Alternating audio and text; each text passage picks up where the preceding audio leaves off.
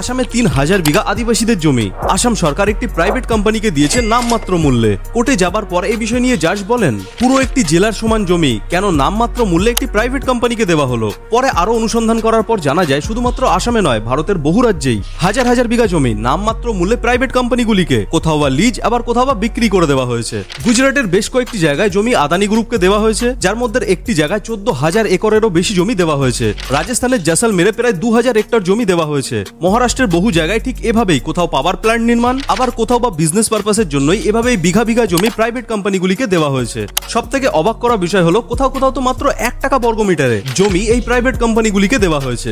এই সব খবরগুলি main stream মিডিয়াতে দেখানো হয় না, কারণ এই মেন স্ট্রিম মিডিয়ার বেশ কিছু চ্যানেল এই প্রাইভেট কোম্পানিগুলিরই, আর সেই জন্যই তো নেতারা এইগুলো বলেন। আর গরিব দরিদ্র হিন্দুরা তার বন্দুক কেনার জন্য অর্থ চায়, হৃদয়বান হিন্দুরা তাদের পাশে দাঁড়াবে। আসল প্ল্যানিং তো এটাই যে সাধারণ মানুষকে সারাদিন জাতি ধর্ম নিয়ে মাতিয়ে রাখা হোক, যাতে মেন টপিকের ওপর কারো ফোকাস না যায়। আর অনেক কিছু জানার জন্য সাবস্ক্রাইব করুন।